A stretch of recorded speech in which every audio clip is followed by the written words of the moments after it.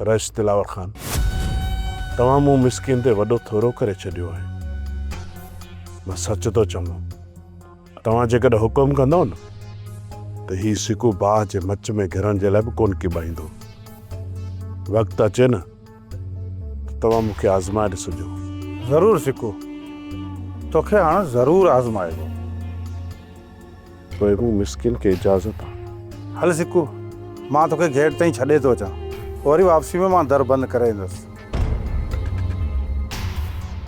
शिरल तूं हिते ओताक में अंदरि अचण जी तो कंहिंखां इजाज़त वरिती आहे? दिलावर खान, दर ते केर बि न हुयो, दर खुलियल हुयो, अंदरि हलियो आयुसि। नाराज़ थियण जी कहिड़ी ॻाल्हि आहे? इहो ओताक आहे, घर थोरई आहे। ही घर हुजे या ओताक, इजाज़त खां बग़ैर त दुश्मन दाख़िल थींदो आहे या त पोइ जासूस। हाणे तूं मूंखे ॿुधाए त हिते तूं कंहिंजे लाइ जासूसी करण आयो आहीं? मां पंहिंजे भाउ जो पेरो खणी हिते आयो आहियां, पर हिते अचण खां पोइ ख़बर पई त मुंहिंजो भाउ न, पर हिते ॿिया के कुत्ता तव्हां पाले रखिया आहिनि। शिरल, इस ज़बान खे लगाम ॾे। छा त बकी?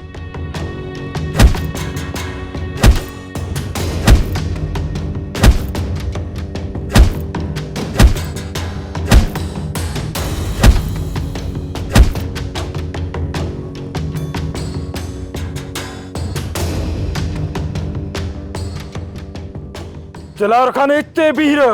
शेरल मथां हथियार हलाइण जी ग़लती न कजांइ। मां चवां थो शेरल मां हथ गॾु, न त ते नक रत वहंदो। रत वठी वञ इन कमीने शख़्स खे हितां। ॿीहर जेकॾहिं मुंहिंजी ओताक में आयो न त पोइ हिन जो लाश मिलंदई, लाश।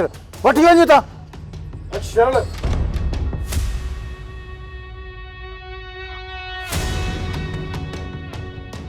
कम ख़राब थी वियो। हाणे ही ज़ालिम ऐं सावल त मूं ग़रीब खे ज़िंदा कोन छॾींदा। तूं ख़ौफ़ न कर सिकू, मां तोसां गॾु आहियां।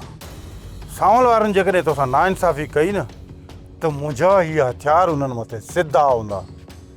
मां तोखे कॾहिं बि मुसीबत में अकेलो कोन छॾींदुसि।